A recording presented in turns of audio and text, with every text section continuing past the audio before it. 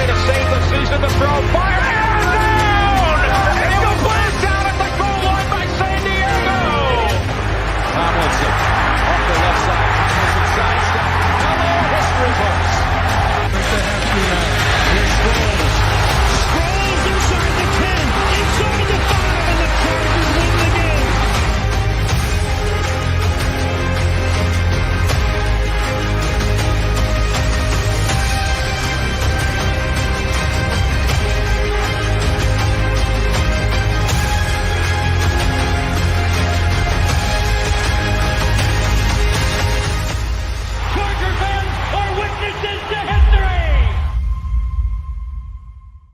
What's up, good people? Welcome to After Hours for Week 2, Game 2 of the preseason. Chargers drop one to the Saints, 22-17. We'll go into everything that happened today. Jamie, first, give us an update. You're obviously live here, but everything good over there? Yeah, everything's good. It's just raining a little bit of wind. No big deal. Yep. Much ado about nothing. Yeah, same here. Some hard rain on and off, but nothing really to report here. And Craig's obviously safe in his own bunker. Yeah, Actually, no hurricanes and early. We left our vacation early. Oh, yeah. We were surrounded by fires up at the lake, so we left yesterday because we didn't think we flew back yesterday because we didn't think we'd be able to come in today. So we left our vacation early to come back to a hurricane tropical. It's just a rainstorm. It's not that big of a deal. But yeah, but we're here. Fun stuff. Yep. All right. Before we get to the breakdown, for anybody that missed it last week, we dropped our schedule of what's going to be happening leading up to week 1 of the season, which is September 4th is when this will kick off. All right. Starts the week of September 4th. So for anybody that didn't catch it, here's a little promo video for you. This is the Lightning Round Podcast schedule release for the upcoming 2023 season. Score More is back. I'm coming at you every Tuesday. I'm going to be covering what happened in the NFL the week prior, including the Chargers matchup, and a whole lot more on top of that. I'll see you on Tuesday, Score Morons. Join me and a special guest every Wednesday as we break down the schemes, players, and the coaches the Chargers will be facing that week. I'll see you right here every Wednesday for the walkthrough. Garrett, Craig, and I will get together every Thursday for the TLR Roundtable. we'll answer all your questions from the week, football or otherwise. Everything is on the table. And we'll have a brand new feature covering all the bad tweets from the week. Join us live every Thursday for TLR Roundtable. Every Friday, join me where I'll be dropping my personal thoughts, feelings, and opinions on any and everything LA Chargers. So you'll get some speculation, a bit of conjecture, dry humor, naturally, and a sprinkle of petty for flavor. Tap in. See you then. Join Craig, Jamie, and I live for After Hours immediately following every Chargers game. You know the drill. Grab your favorite drink, find a safe space, and join us for a raw, unfiltered, emotional take on every game.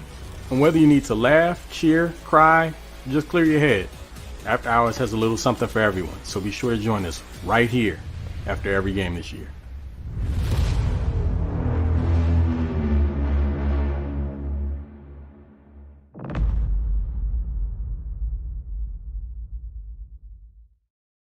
And there it is.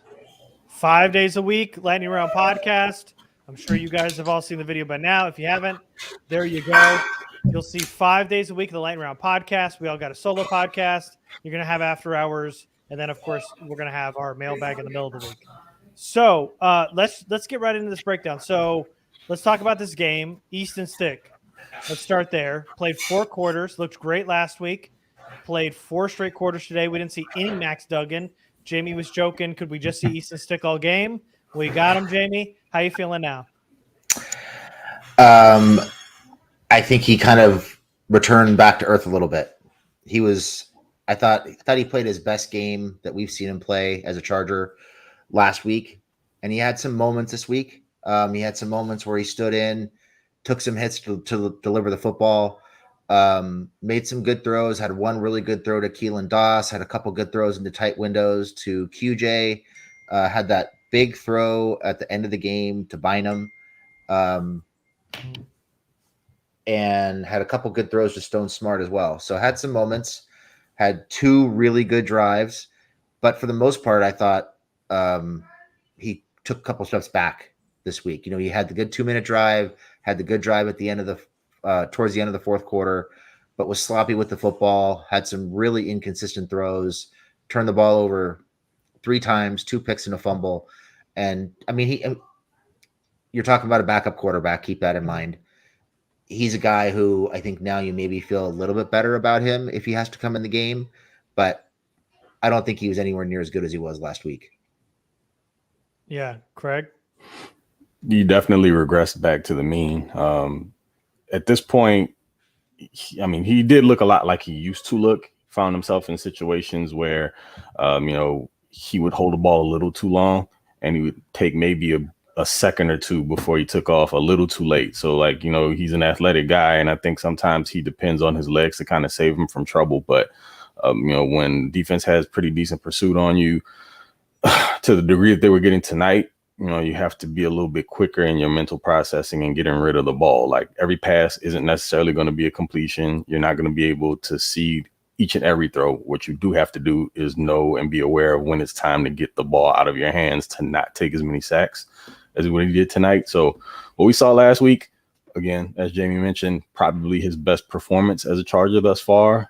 This week, not so great. Definitely had his moments. So I feel like he probably lands somewhere in between. I will also say that, as far as protection is concerned, it didn't do him a bunch of favors, but he had a few clean pockets, and he was still taking a really long time to get the ball out of his hands. You work through your reads. If something's there, you go to it. If not, take off. If you can't take off, get rid of the ball. It's really simple. Yeah.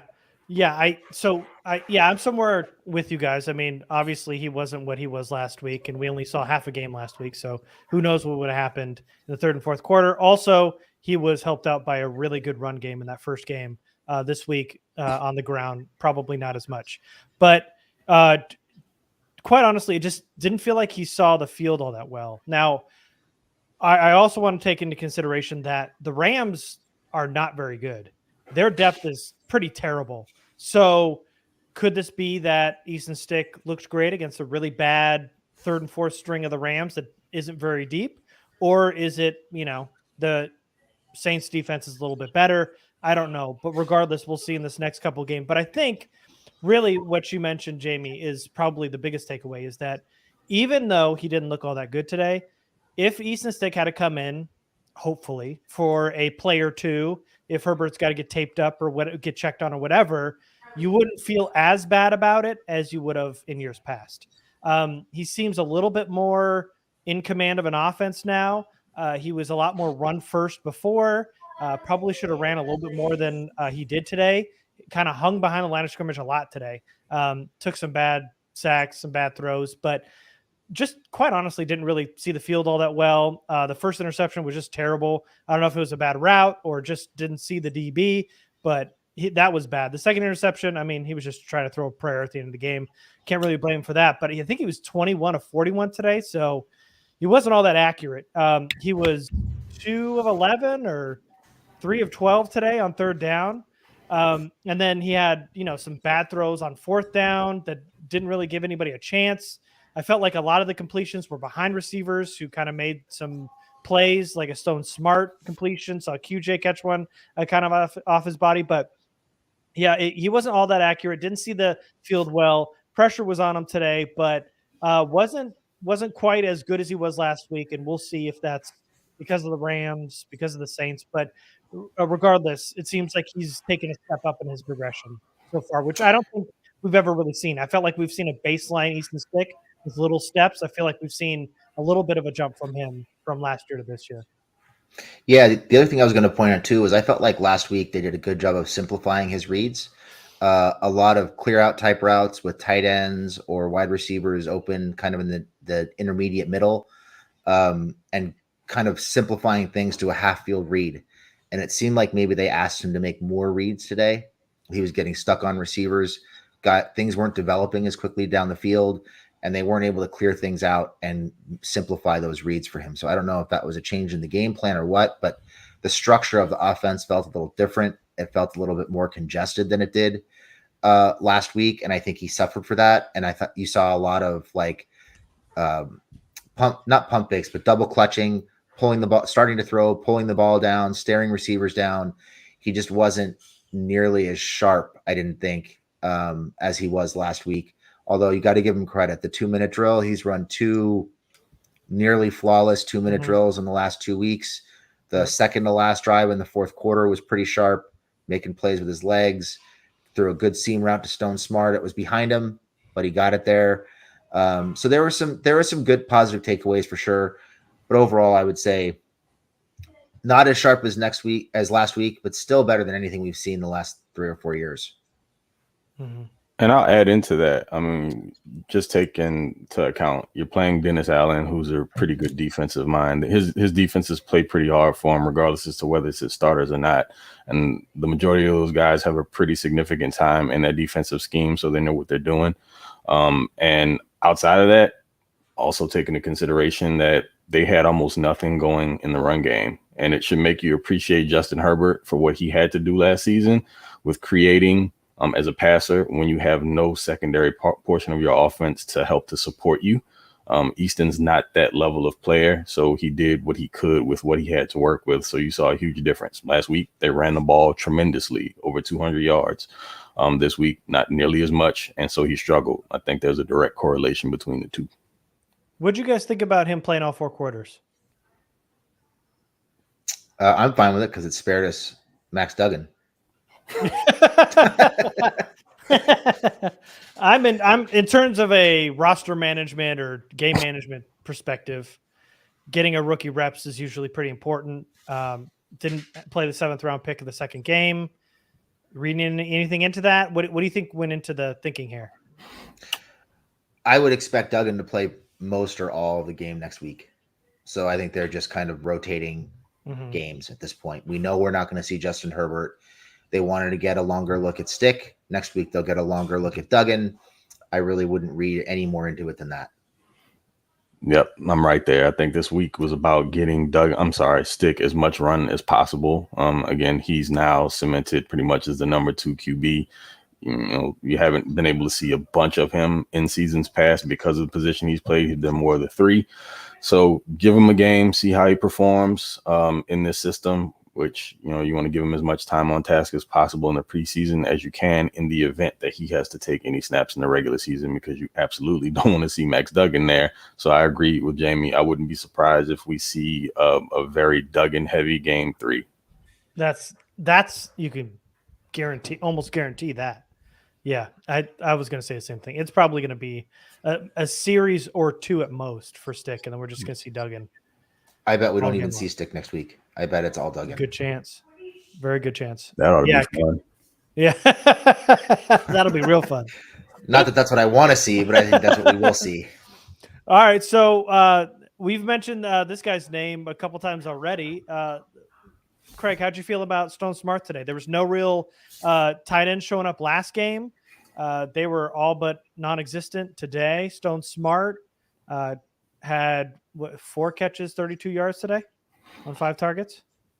I mean, I think he's showing some development, and I'm starting to see. Well, we kind of saw what the staff thought of him last year coming to fruition. He's getting more opportunities here in these preseason games. He took some snaps last season in the regular season. So as far as what he is as a receiver, I like him. I think he's got some really good athleticism to contribute.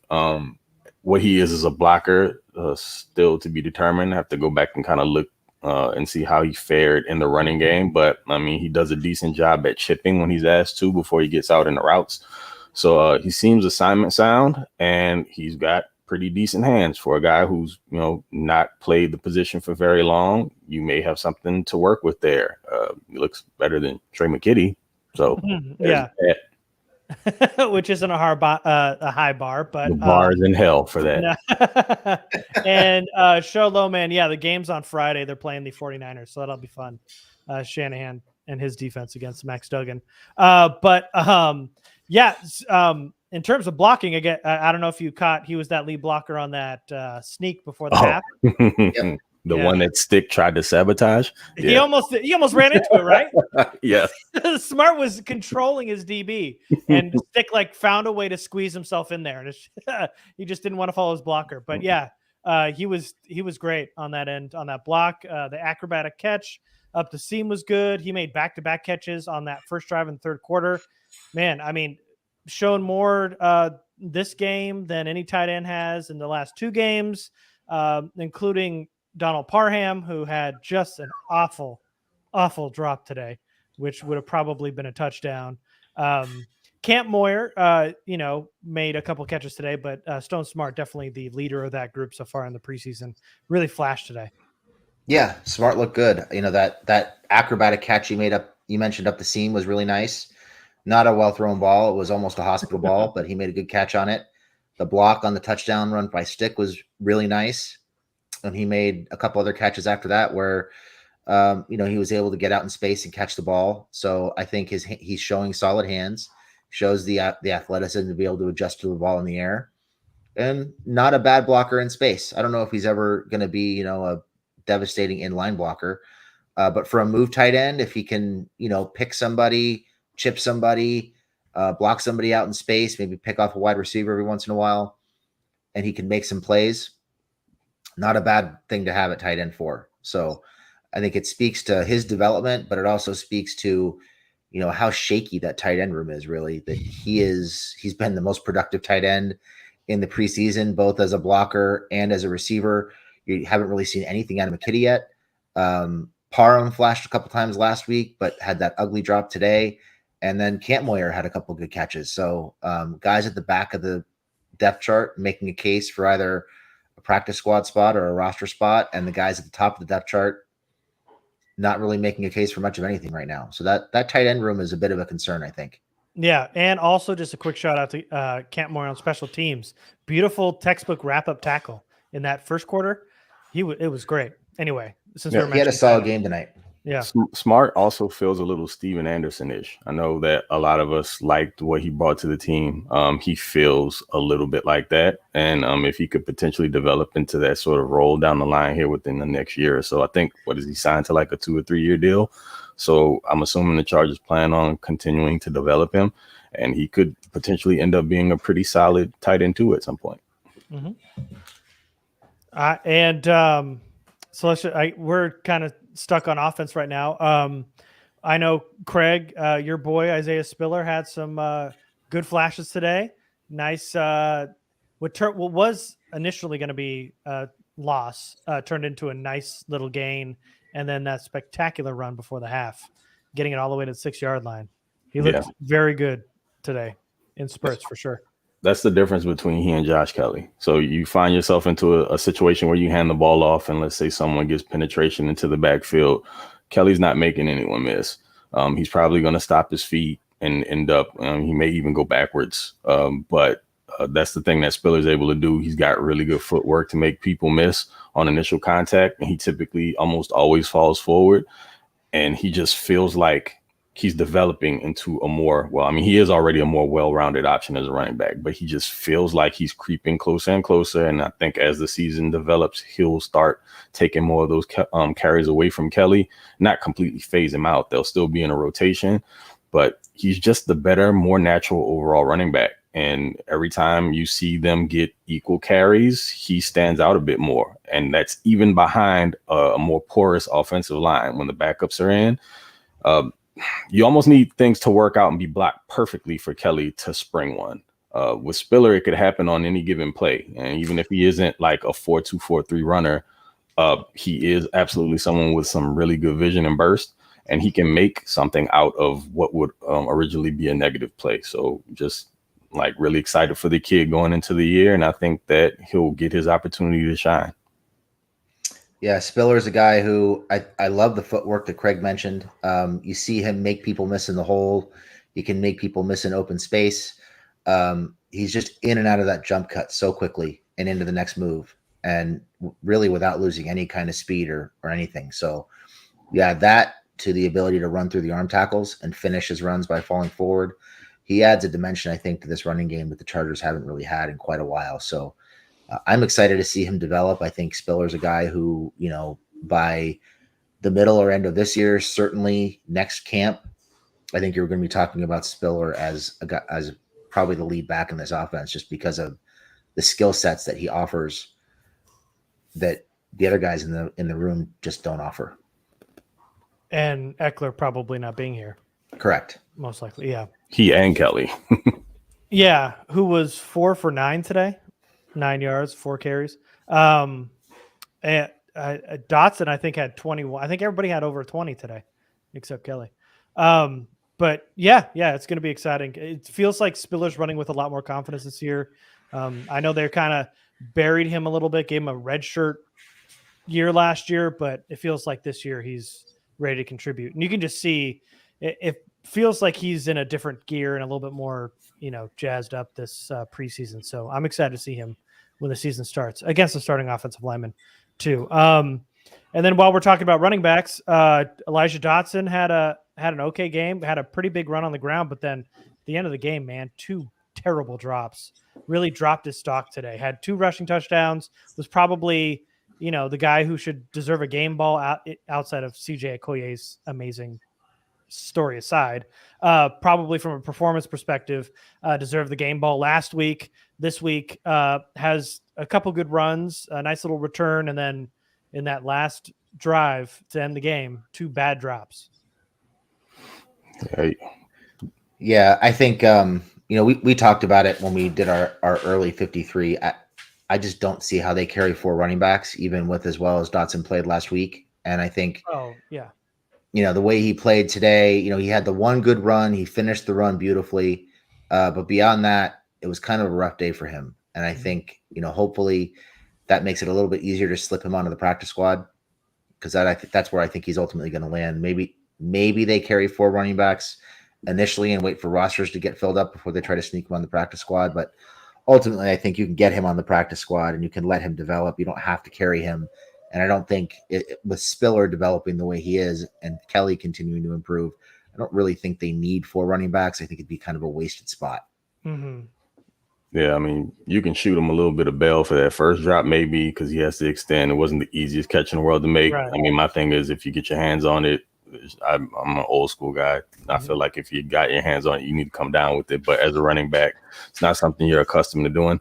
That second one was terrible, though. He essentially tried to trap the ball as opposed to using his hands. It looks like he jumped to try to block whoever he thought was behind him from being able to get the PBU. But essentially, he just put himself in a really bad position to not be able to catch it naturally with his hands. So, yeah. Took a hit to his stock, but at the end of the day, if they could get this guy on the practice squad, find a way to get him there, that is someone that you can develop and could probably be, and I've said this before, someone you can get in tandem with an Isaiah Spiller next season as a young, cheap running back core that you can continue to develop. But tonight, not his finest.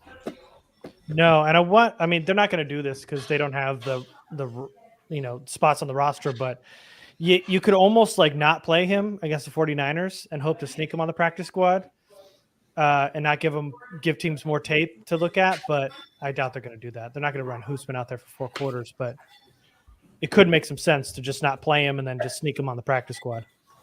Because I feel like there's enough there, even with, as he played today, to guarantee him a spot on the practice squad if he would take it. Yeah, I'm sure they've already got a spot lined up for him. Just a matter of if they can get him there. Yeah. Let's talk about wide receivers because, all training camp, the talk has been about John Hightower and how he's been lining up camp and how he's really developed a rapport with Herbert and with Stick while Jalen Guyton's been out. But in my mind, it feels like Keelan Doss has been the guy through 2 games that has been the better wide receiver, outside of, the top 4-ish wide receivers, that's been making the most noise and performing the best through 2 games. What do you guys feel about Keelan Doss and now his perspective of maybe making the roster as the 5th wide receiver or so? Go ahead, Jamie. I was just going to say, I don't think he makes it as the 5th wide receiver because Davis is the 5th wide receiver.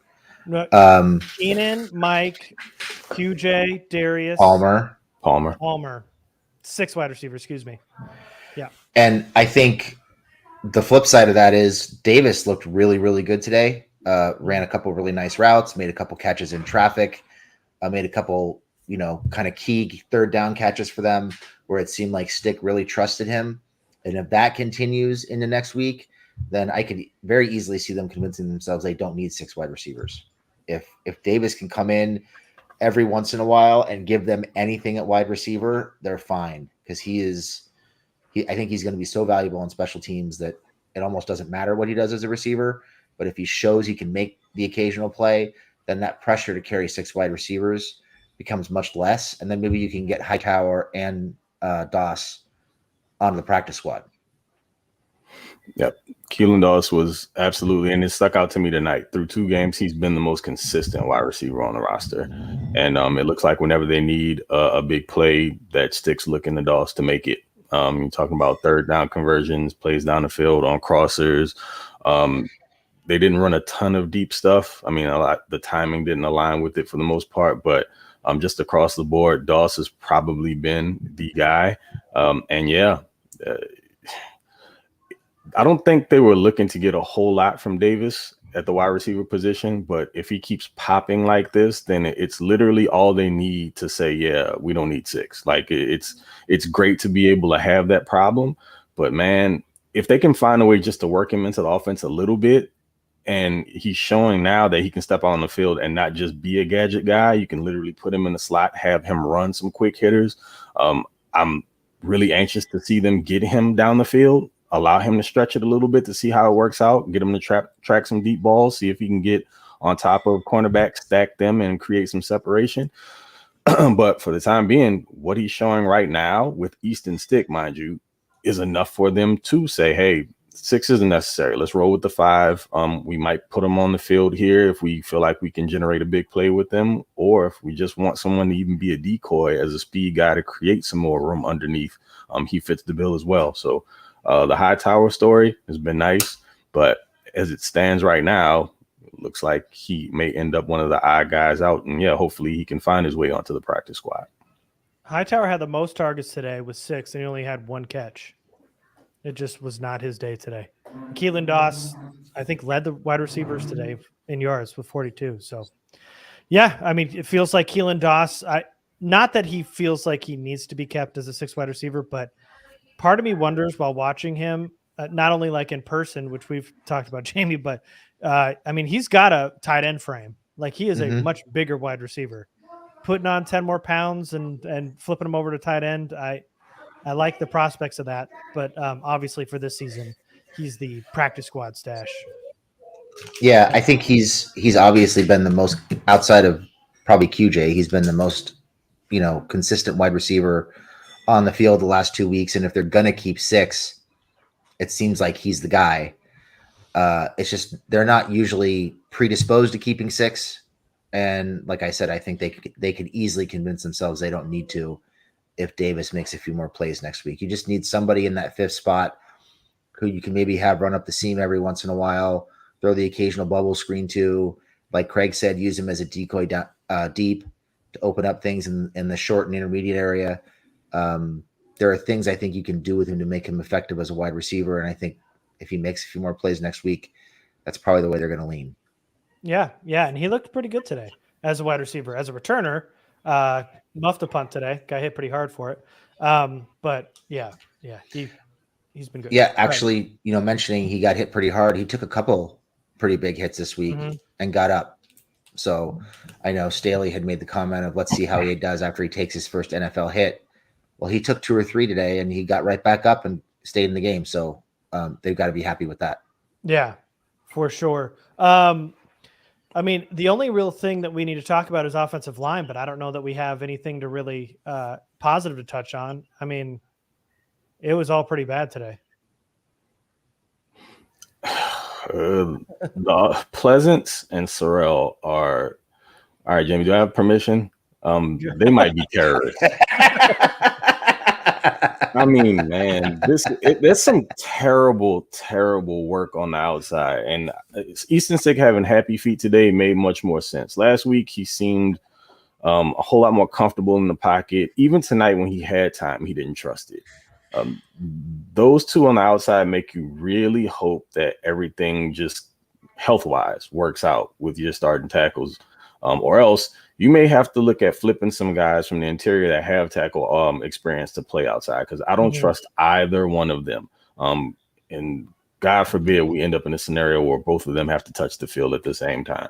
I mean, honestly, we're talking about, one probably not making the team anyway, just kind of based on roster construction. But at the end of the day, Foster Sarell, I think I put this in our chat, he probably needs to go sleep in Duke's basement, like in the off season, like literally stay with them every day, learn as much as you can to improve, because I don't know. It just feels like for someone who had such a pedigree coming out of high school and a great athletic profile, apparently it just hasn't translated. And I know he dealt with some injuries and some other stuff, but man, it's ugly, ugly football. And you can't run a productive offense, especially trying to get the ball down the field deep. If you want to push the ball, if you have a situation like that at offensive tackle, 5 to 7 step drops are going to be no-goes. So again, this is just a preseason. We're probably talking about something that hopefully we don't even have to have a concern about going into the year. But in the event we do, I'm not confident. No. What's interesting is early in camp, Andrew Traynor was getting all the snaps with Sarell with the backup tackles. And now it's Pleasance. And I think I could be wrong, but I think Pleasance played the whole game today. So I did not think there was any chance he'd make the team going into camp. I'm a little worried that they're thinking about keeping 4 tackles, and then he might make it because he played a lot today. Keeping both Sarell and Pleasance? Okay. All right. I guess the only reason why I was hesitant about that, I'm not saying you could very well be right, Jamie. I'm just thinking about having 2 guys that play the interior, that have played tackle and have had the experience doing it, and being able to cross-train them by them also already having taken snaps. Jamari Sawyer and what's his face from Clemson? McFadden. Being able to kind of maneuver the offensive line in the event that you need some emergency tackle play. And I'd feel much better with either or as opposed to what's currently being run out there. But if they're planning on keeping 4 tackles and these are your options, then we got to go back to the well and do some more assessing. Yeah, I feel like so Nick Millsap was one of the tackles before at the beginning of training camp. He's gone. I wonder if they just don't have enough tackle spots to play because they've got Traynor. Trainor's healthy though. I don't think he played today. Traynor, Pleasance, and Sarell. And Bailey, who they moved inside. Mm-hmm. Yeah. Yeah. So you think Pleasance and Sarell were the tackles all game long? I think so. I think they started. I think Sarell started at right tackle and Pleasance started at left tackle, and I think they flipped at halftime. I could be wrong, but I don't think they definitely remember seeing Sarell there in the fourth quarter. I didn't check for Pleasance, but I do remember Sarell being in. Yeah, I remember seeing Pleasance on the ground, I think, in the fourth quarter. Pleasance is definitely the worst of the two, and I know that's we're comparing 2 bad players, but Pleasance has been really bad for 2 games, and he was part of the problem why Easton Stick got hit and fumbled today. I mean, he got probably a big part of why Easton Stick got hit a lot today. But just going back to it, Storm Norton, we got to see 2 penalties today, back to his old self. Mm-hmm. So it could be worse, I guess. But there is one. So now that we're moving on to defense. Wait, Garrett. Yeah. We're going to get our hands slapped if we don't talk about Quentin Johnston. Okay, go ahead. Then no drops. How many receptions? Was it 3, 4 receptions you had? 3 No receptions drops. on 3 targets, 37 yards. You got to give him his credit for it. Guy stepped up this game and put the drops behind him from last game. I mean, of course, did he play that first drive? Because I don't feel like I saw him at all, which was really weird to me. I don't think so. Yeah, I don't remember. I mean, I'm sure he had to be out there, but yeah. I felt like I didn't see him in on the first drive whatsoever. I thought that was strange. But I mean, either way, they targeted him. They were definitely designing plays to get him open. There wasn't a ton of separation. He made some catches, contested catches, some catches where he took contact immediately after and he held on to the ball. Not all of them were clean catches, but baby steps. So no drops this week. So he gets props for that. Yeah. Yeah, it's not a personal admission. It just, he did fine. He did good today. Yeah, his first catch was probably his best catch. Caught a ball in traffic, got hit right away from behind, and tried to muscle his way to the first down. And he had one catch against zone coverage, I think, where he ran a solid comeback route, made a nice catch in between the corner and the safety. Had a solid day. Still trapping the ball against his body, but he caught all 3 passes. He got all 3, and that's all that counts. All right. Now moving on to defense. So QJ, good game today. Awake Ramos demands we talk about JT Woods because it's fun hearing you guys say good things about him. So let's talk about JT Woods. I thought overall Woods was pretty good today. He had one really bad rep where it looked to me like he got caught peeking inside, came down too far, and the bubble screen got by him for a big gain. Mm-hmm. But other than that, he had a PBU in the red zone. He had a nice tackle on a 3rd down play to stop a screen from going for a first down.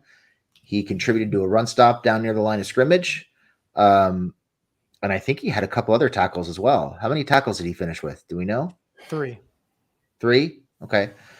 I mean, it was the best we've seen of him. And he was physical. He made solid tackles. I don't think he's ever going to be a guy who's going to blow people up, but he wrapped guys up and dragged them down when he needed to. And I thought his pursuit angles were, outside of the one play, his pursuit angles were better. Oh, yeah. Few PBUs and pretty good tackles coming downhill and run support, assisting in tackles. And, yeah, just that one overrun play. It wasn't just him. The defense as a whole got caught peeking, and the pursuit was too far inside, which allowed, the sideline to be wide open on that screenplay. I will say, though, outside of the good play, I'm not a medical professional, but I do think that kid needs a psychiatric evaluation because he does some of the most boneheaded things for absolutely no reason at all. On the PBU, he picks the ball up and he spikes it. Why? Great play, dude. I get you are jacked. I understand. You're making plays. You're fired up. You have good reason to be. Celebrate with your teammates. Yeah. Don't get a stupid penalty. You did that last week. Why are we doing it That's again? a penalty, by the way. It was. That's a delay of game penalty, right? Mm-hmm. So, the refs spared him. They didn't throw a flag on it, and I just knew it was coming. And I was like, man, this dude's playing really good. They're going to flag him for this, and we're going to have to trash him for it. But no, I mean, he got away with it. But for all intents and purposes, again, dude, you cannot be that selfish. You're playing great. You're putting some good tape out there. You get more confidence from the coaching staff as well as the fandom. It looks like you might actually be a player. Just don't cost your team. You can't be that guy. Yeah. I understand the high energy stuff, but with regard to just being a good teammate and putting team first and not just being the dodo that costs the team, because again, we've been down that road already. We know what that looks like. Last week, prime example. You can't follow that up the next week by doing something equally as stupid. So good on him for the performance today. But he's got to chill with the antics. It's too much. Yeah. So yeah, I'm glad you brought that up. So we mentioned how it was that angle where he jumped inside on that screen pass was on him. That was a terrible angle. Really good tackle for a loss with him and Dean Leonard when they came down together. Got that. Great. The incompletion on Kroll, he was beat. Kroll caught the ball, but credit to JT Woods, he stripped it at the end. Great on him. He was beat, but he recovered. He got himself back in position to strip the ball. Sure. Yes. He caught the ball, but stripped it. Then picked it up and spiked it with both hands. That's a penalty. That's a delay of game penalty almost every time. Definitely in the regular season. I don't know if you guys caught it afterwards, but then the very next play was a screen pass. JT Woods knifes in, makes the tackle on the sideline. It brings up 4th down. While he's on the ground on the sideline, JT Woods takes off his helmet and slams it into the ground. Did anybody see this? Okay. No, but they mentioned it in the Discord. Yeah. So when he made that tackle, he's on his knees on the sideline, takes off his helmet, slams it on the ground. And then he gets up, he's celebrating again, and then realizes, oh shit, I'm on special teams, throws his helmet back on as he's running back on the field to go try to, go in the field goal unit. So almost twice did he get, I mean, he was out of bounds and he did it, but he took his own helmet off and spiked it into the ground with 2 hands and then realized he had to get back on the field. So almost twice did he do something totally stupid on back-to-back plays. Good on him. He played good today. Probably his best game as a Charger so far. Granted, it's the preseason, but I'm glad that he showed much more than he has in the past. But, man, last week, by the way, I was like, I didn't really see what happened. I ended up rewatching the game. It was ridiculous. He smacked the shit out of that guy. Yeah. So what I saw was the head tap at first, and then he started talking, and then he retaliated and slapped him in the face. So slapped him in the helmet. So I saw the first one, didn't see the second one. Ridiculous. And then he got fined for it. This week, he's spiking the ball and slamming his helmet on the ground. I mean, we got to work things out, man. I get you're amped. I mean, you're in the NFL. You need that confidence, especially as a DB. But good Lord, man. You're going to cost this team yards if you're doing that on Sundays. Coaching staff's going to have to rein that in. I will also give him credit, by the way, on that screen that he was beat on. Talk about recovery. You got to see the speed on full display because he ran that down from behind, by the way. Yeah. So that 4.3, you got to actually see. So the guy has tools. It's just you're starting to see him pull it together. But now on the flip side of it, we're starting to see something else that could be a problem that I don't think any of us knew existed before. And that can get you taken right off of the football field, and it can cost you games. So hopefully Staley can get in his ear a little bit and get him to calm down. And he's a quiet dude. Like his personality is pretty quiet. And those guys are the scariest guys. Never mess with a quiet dude. I'm telling you. They got a lot of pent up energy. There were a couple other plays for Woods that they didn't result in anything, but they were kind of encouraging. One was it was right after he made the stop, the tackle on the run stop. There was a pass out to the right on Dean Leonard, and Leonard tried to undercut it. And the throw, I think, was tipped, or it was just a little bit off, and Woods was right there. He just barely missed picking it off behind the play. And then when they were in the red zone, he damn near elevated and picked one off. I think he got a fingertip on it and deflected it on a ball that wound up being dropped in the end zone. But he almost made a really nice play elevating to bring that ball out of the air. So he showed a little bit in coverage, I think, that's at least encouraging. Not ready to be excited yet, but at least encouraging. You can see him starting to get to spots. You can see him making some of those reads, and you can see where the speed and athleticism combined with making some of those reads might lead to some turnovers at some point. A lot of those plays near line of scrimmage, though, I'd like to add. Yes. For a free safety who I'm not sure we can leave on an island yet, but a lot of those plays near line of scrimmage today. Yeah. Get a lot of in this defense, safeties have to be good in run support because they play with light boxes. So he's going to find himself down there in the mud a little bit. And if he can just shore the tackling up, not looking for you to be like, cracking guys' heads open, but just make some secure tackles and don't get beat over the top. And you should be in pretty decent shape. And he was only marked down for one pass deflection. I swear I saw like 3. Nah, that sounds wrong. Yeah. Let's move on. I'll let you guys decide. Jamie, who else do you want to talk about on defense? As long as we're talking about safeties, I think Raheem Lane deserves a shout out. He had a really, really good game. It was kind of quiet. It seemed like he had to have 6, 8, 10 tackles. It seemed like he was in on a ton of plays. I'm just saying he had a lot. He was around the ball a lot. Made a couple of really nice special teams tackles. Was coming down around the line of scrimmage to help out and run support. Was just all over the place, it seemed like, and made a bunch of plays. So he's a guy who I didn't have super high expectations for coming into camp, but he seems like he's leapfrog Mark Webb in the pecking order at safety. And it seems like if they go with 4 safeties, you might be looking at Raheem Lane as safety number 4 right now, just because he's contributing on special teams. He's one of their better gunners. And he's making plays in the run game and in the passing game on defense. So shout out to him. I thought he looked really good. Did Mark Webb play today? I don't think so. No, he was Webb was hurt in practice recently. Oh God! I think it was at the scrimmage. He's going back on the milk carton. Oh, I was just gonna make a joke that he's probably hurt. Okay. I'm pretty sure he got hurt during either before. I think it was before the scrimmage. I don't know if he played in the scrimmage or not. I can't remember, but Isaac says definitely it's a got groin hurt. injury. Yeah. Yeah. Raheem Lane, flashed. We knew that they liked him on special teams, but he showed his chops in both pass and run support. And what I also noticed was they weren't afraid to have him and JT play interchangeably at safety today. So you saw both of them kind of rotating between underneath responsibility and deep. And I don't know Raheem Lane to be a deep safety. I thought, he was more of the strong safety guy who they wanted to keep, kind of hovering near the box. But I guess also depending on defense coverage you call and the strong side and whatever happens as far as route combinations go with wide receivers, your responsibilities may switch. But they seem to be perfectly fine with him playing a deep safety role and having he or Woods buzz underneath when necessary. So.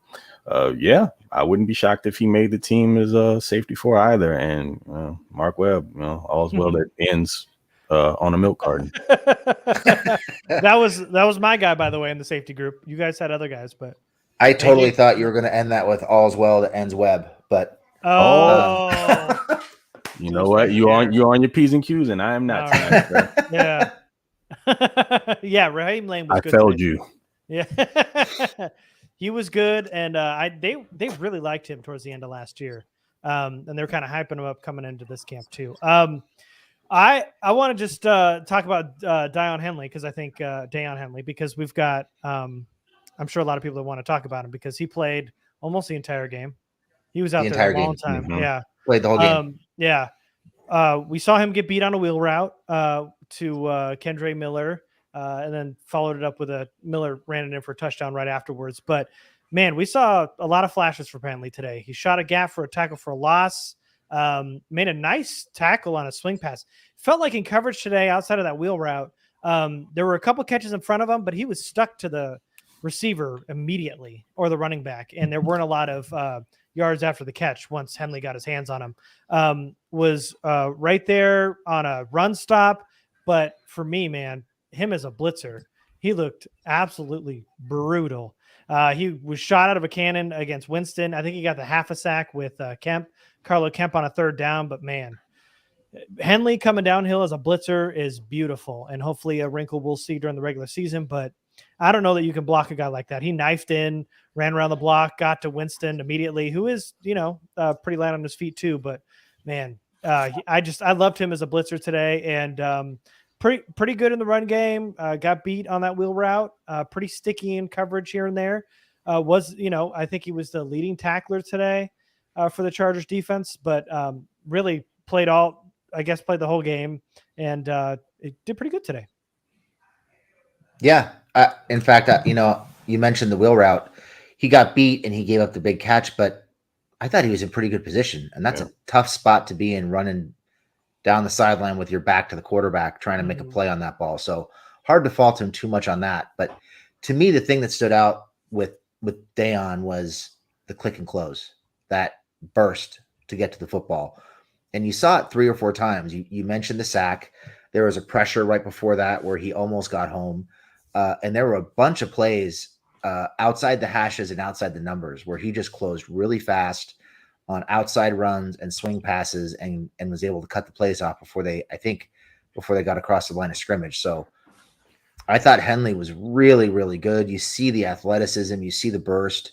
He's a better tackler than I thought he would be to start out. He's wrapping up and finishing tackles and just showing some versatility. He's able to cover. He's able to make plays in the running game. He's able to get to the quarterback.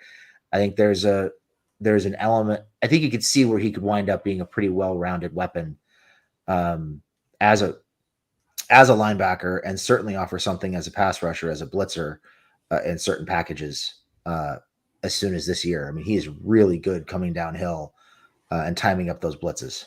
Mm-hmm. I will tell you that, first and foremost, his tackling was his strong suit in college. So he was good in coverage, but he was a pretty secure tackler in college. So I'm not shocked by that. What I didn't remember seeing at Washington was the reckless abandon.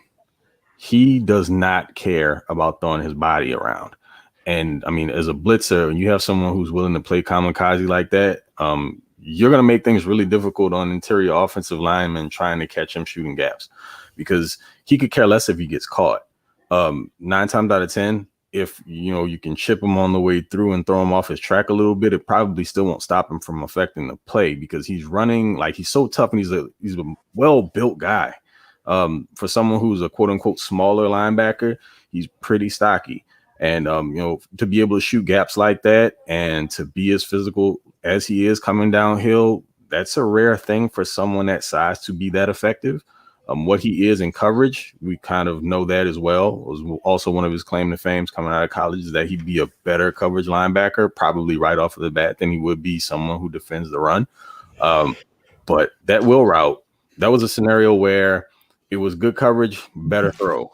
So, I mean, he was pretty much in Miller's hip pocket and the ball just kind of gets over his head. He doesn't see it, can't, get a PBU, get his hands up to make it happen. It's just a really good throw on a really well-timed play, really good call play.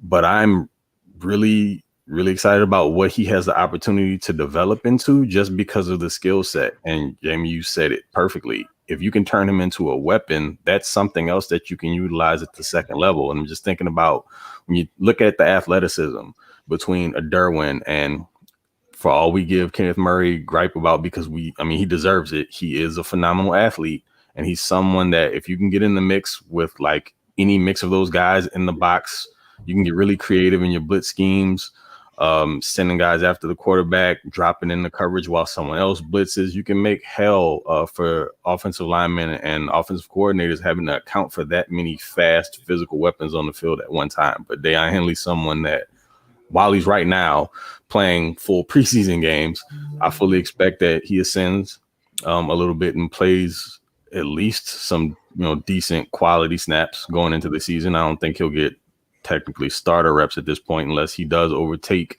Murray, which I think we kind of talked about earlier in kind of the draft cycle. But that's someone that I think could be a supreme weapon, even if we're just talking about situationally that the Chargers can deploy.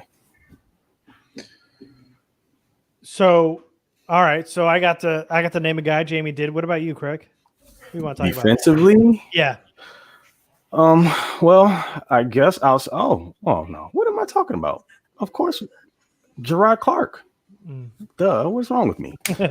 So my guy is a physical freak, man. You're talking about what? 6'4", 330 plus pounds, and he can move. There were a few plays that he just missed making. Yeah. And it wasn't for like lack of athleticism. He's not in those plays if he's not the athlete that he is. I think there was like at least one tackle for loss that he just barely misses, but you see him streaming down the line of scrimmage, chasing it backside, just misses it. He misses a sack, just overruns the play. But the burst in which he got through the line to get that penetration is not something that you expect from someone that size. Typically, well, really, let's be honest. Everyone just saw him as a true nose tackle. This is a guy who's going to be a space eater.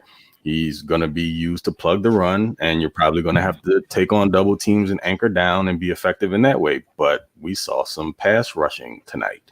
And my thing was on tape, for me, I just physically saw him as a pocket pusher. He could affect the QB literally up the middle by just forklifting the center and pushing him into the QB's lap. But he was showing some technique to get, off of blocks and create a path towards a quarterback. He even got himself in situations where he was getting such good penetration. The offensive lineman had no choice but to hold him. I think he drew a couple holding penalties because he was getting really good hand usage. He was essentially holding his ground until like a running back or quarterback found themselves in his general area vicinity, and he would block shed and at least get a hand on him to slow him down. He's either drawing a penalty or he's making a play or he's setting up someone else to make a play. And he just keeps going. Last week, he flashed a little bit. This week, he's flashing. So to have someone that size that's showing that he has some athletic prowess as well is another really good developmental player to have. And they don't make guys that size that move that well. So take them, continue to cultivate them and find a way to get them on that defense. Yeah, you usually don't see like those true nose size guys be very active very long. They'll engage and you'll see them, flash every couple plays, but it felt like Clark was in on almost every run play today.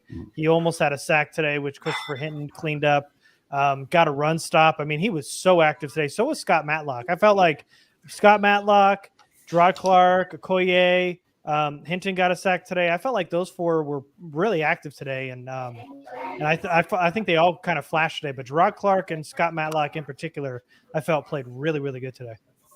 Matlock was really good. I think the interesting thing with Clark is, going into camp, I think the expectation was that David Moa would provide more pass rush than Clark.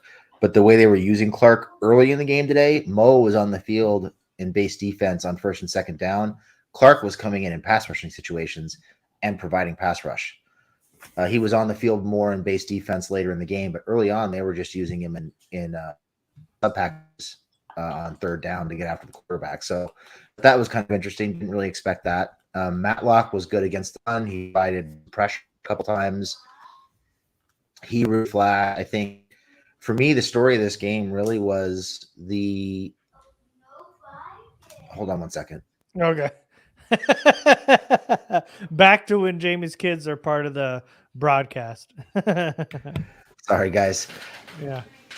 We're dog sitting today, so the kids are all playing with a puppy.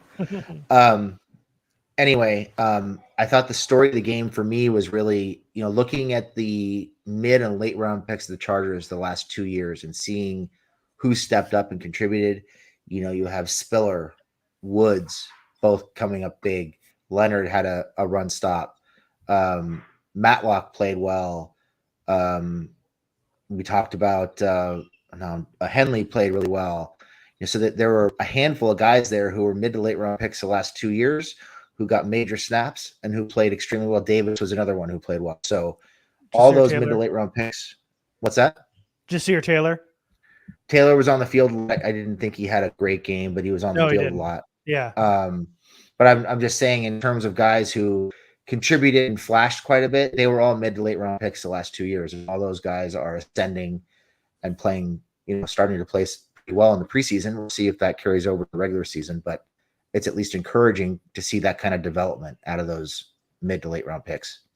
Mm-hmm. Yeah, no, I didn't think Jasir played. He played a lot today, but it kind of feels like that starter conversation between him and Asante Samuel Jr. is all but buttoned up here through the first 2 weeks. I don't think Jasir would have been on the field if he was going to be the starter.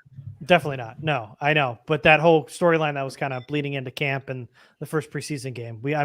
We saw he couldn't get his head around on that huge gain that kind of led to a field goal. There's a couple completions in front of him. Did have a pretty good close on a play to, I think it was A.T. Perry, where he was pretty good in coverage, but kind of up and down today, a little bit, not very consistent as a lot of these other guys. Yeah, I thought Dean Leonard, the guy drafted in the same class, nice tackle for a loss today that we talked about earlier, had a tip pass where Winston tried to throw it over him and he was able to get his hand on it.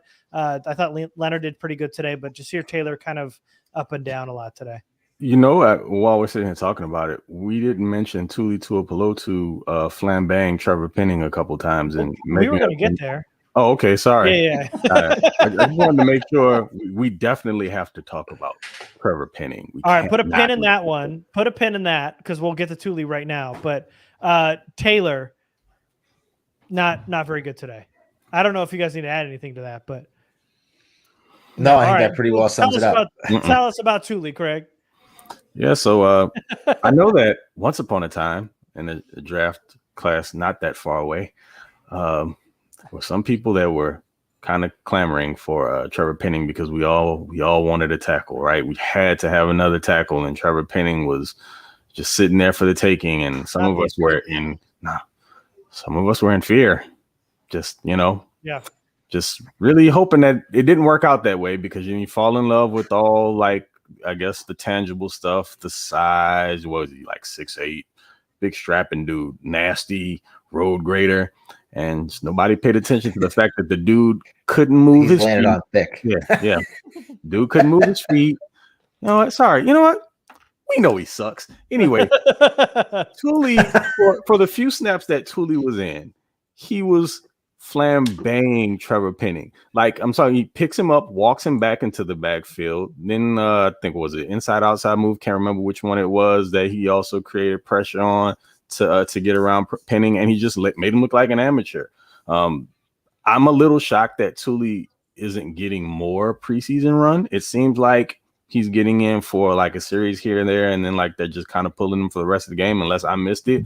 But it seems like neither he or Chris Rumph are playing significant snaps into the game. Maybe just a few within the first quarter, maybe a couple into the second, and then you don't see him anymore. But I know that Thule, again, he's going to be a part of the defense, clearly a significant part that they're going to get in and out. And there's going to be a pretty decent rotation for your edge guys going there, but I would like to see a little bit more of them. But it was just a beautiful thing to watch Trevor look just as terrible as we know him to be. And apparently if the poor Saints are banking on Trevor being their savior, then they're not in really good shape, are they? Not when he's got to play these meaningful snaps in a preseason game. Yeah. No, you're usually resting starters now, but man, yeah, for him to get inside on that tackle for a loss and then create a pressure on the very next play, he was kind of a big ball of energy. It felt like everybody was kind of playing off Thule there for a series or two. He was really good today. Yeah, he's looked really good, in particular setting the edge the last couple weeks. Really good stopping the run. And he's flashed a little bit as a pass rusher. I thought last week he was kind of unblocked on some of those pass rush attempts he had. That rep that Craig mentioned today, I think, was probably his best pass rush rep of the first 2 weeks of the preseason. I think you actually mentioned it. You said it well, Garrett. I think he's going to be an energy guy. He's going to be someone that ignites the defense. I can see it now. He's going to be a tone setter.